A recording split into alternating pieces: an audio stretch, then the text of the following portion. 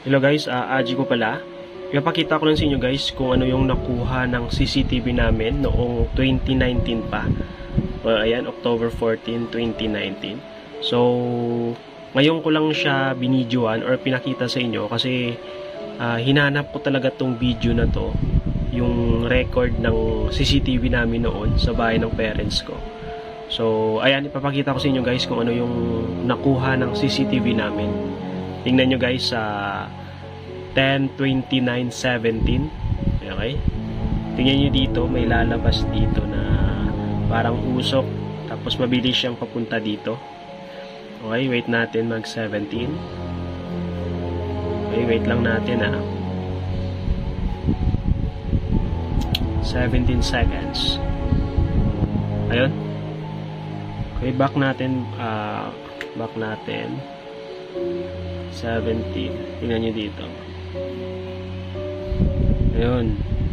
Kita nyo? Ulitin natin. 17.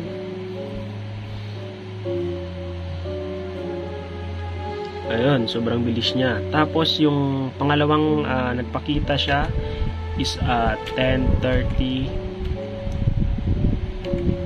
Ayan. Tingnan nyo dito. Mag 20 dyan. Tapos sa time na to, parang lumalakad na lang siya. Tingnan nyo, parang usok. Tapos, nawala siya dito. Balik natin. Ayan. Diba?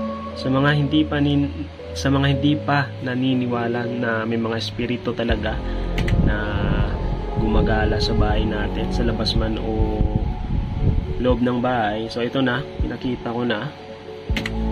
Okay, tingnan natin ulit. Sa part na to, ayan.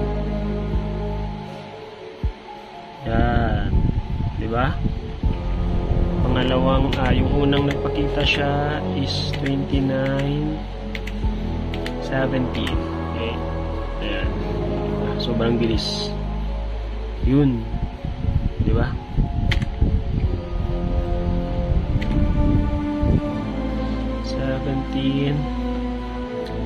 Kasi yung CCTV namin, hindi nakita yung aso namin dito. Grabe yung tahol niya, sabi ng parents namin.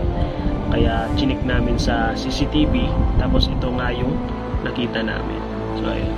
So, kayo namusga guys kung totoo man yung nakuha ng CCTV namin or hindi. Okay?